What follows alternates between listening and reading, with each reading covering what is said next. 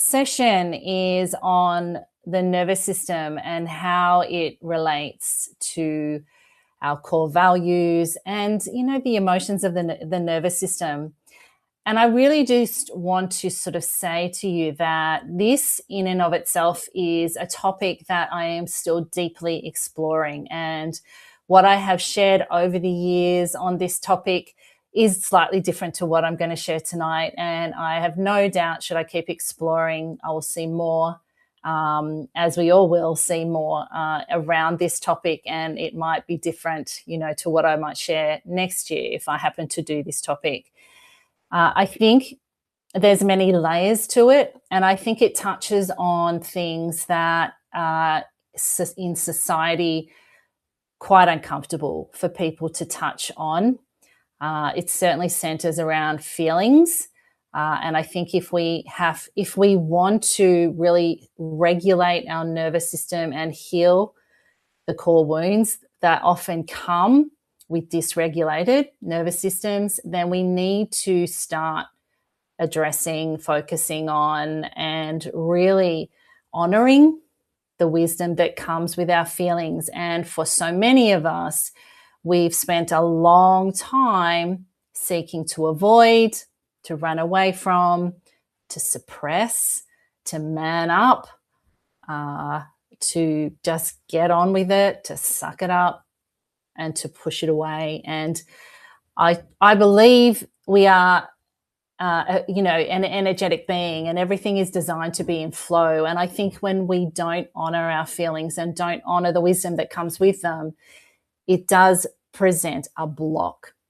So that's when it shows up somewhere else. And I think, we're here for a reason. We're here because we know there's some inner work to do.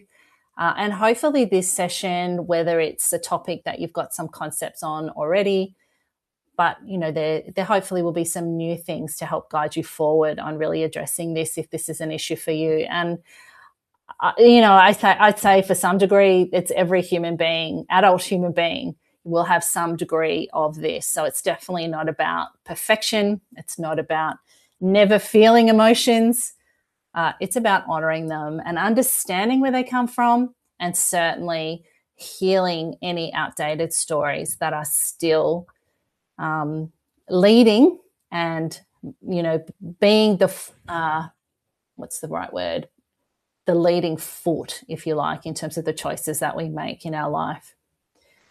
So when we talk about the nervous system, we do move away from thoughts per se. So a lot of the work we've done, a lot of the work I do is around our thoughts, which is obviously really important. And, I think the thoughts side of things, certainly for my experience and the experience for a lot of my clients, has been, this separateness. And I know some of you are seeing that, who are going through the sugar fast. So, the mind, we have the ego, and we have a computer brain basically that's there to help us. And it's like a filing cabinet. It files everything in our life away. And then when something comes up, it offers something up. So it's a map based on our past. Works well when things are going well, but if we want to change behavior, then that just changed my life. Understanding the thoughts were not mine; they were just a universal energy passing through with a bit of a layer of belief on it and attachment on it, and I didn't have to pay attention to it. And this concept of separating our thinking with who we are, radically did change my life. But then when we move to addressing the nervous system, we've got to move into feelings, because the nervous system is all about feelings and emotions. And as I said at the start, that often is very uncomfortable for a lot of people. And I do think that's why a lot of people stay in the thought, focusing on your thoughts. It's a lot more intellectual. It's probably a lot more comfortable for people. But when we get into the nervous system and feelings and emotion, we're talking about our heart. We're talking about our body. And we're talking about understanding what's going on in it, and, where it's all coming from. And if we, as I said, if we want to heal, our nervous system because it's not broken. It's just getting faulty information. So everything we know in our body is working off the information that we feed it. So if we have a story around, our safety being tied to our worth, our safety being tied to our acceptance, our safety being tied to perfection, our safety being tied to being seen or not being seen, being enough, being abandoned, then there will be some emotions coming up, probably regularly, and often throughout the day, that to have a backstory to it that if we don't address, will keep tripping us up.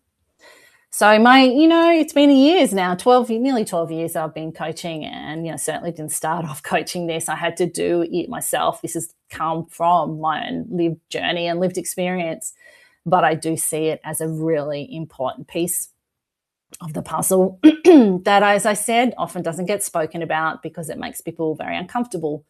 But I think following the discomfort and sitting in the discomfort is what we're all learning to do. It's a really important part of it. So I encourage you not to turn away if it makes you uncomfortable, but just be okay with that discomfort because you're safe, you are exploring, and you don't need to do anything other than be curious and see what comes up for you.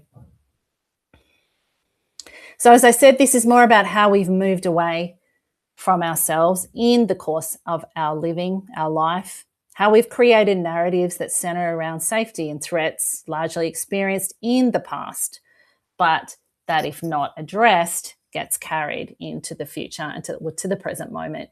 So we make decisions, we filter what we see in the world, we react to what is happening in the present based on what we are carrying with us from the past.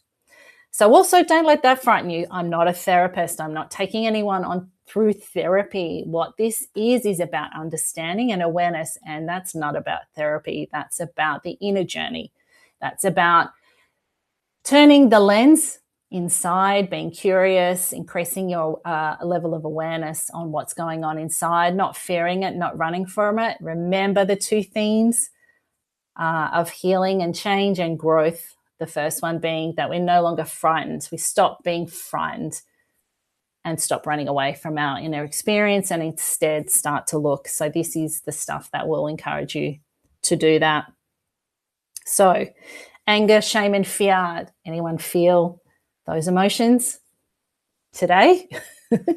Well, they are the emotions of the nervous system that trigger a nervous system response, a response that floods your body with hormones designed to help you literally run for your life. Only most of the time today in the modern world, we're not running for our life, we're running from ourselves. And we're running away from our core centered values. So I'm going to bring it all together. I just wanted to share with you before I share my screen. This is my mind on a paper. So some of you who've worked with me for a while will laugh at that. I get very excited when I'm teaching like this. I love it. It's what I love to do. And of course, I notice that I feel a little bit of self-doubt creeping in. I suppose it's not really, I've labeled it self-doubt, but it's just much more around seeking clarity on how I'm going to teach some concepts. And so today I've been sitting in this unknown and just kind of writing down all these things that have come up. And it makes total sense to me, but of course it wouldn't make much sense to you. But over the coming weeks, especially if there's questions and in any of the sessions that you have with me and the coaches, we can sort of help you navigate this. But I think I wanted to show you this little, might be back to front for you, I'm not sure. And I've got this thing on, but you can see here, there's a little person in the middle. And we have the mind up the top, which is largely the ego. And then we have our heart, which is where our emotions sit. And we have to pay attention to our heart, to that feeling in our body. And then down here, where I put it anyway, just to understand it, but are our triggers. So these are really essentially our wounds, are our scars that have been carried with us, and they are what dictate our reactions when we react from that place. And as I said, if we don't address them, because they usually have been born from an outdated or an inaccurate story, they're not relevant. They're not actually accurate in the present moment. They may have been accurate in some time in your past, but the past should stay in the past. And what we need to learn to do is to update the story, or just stop being so explosively charged by something that is creating a stress response in our body when there is no threat to our life.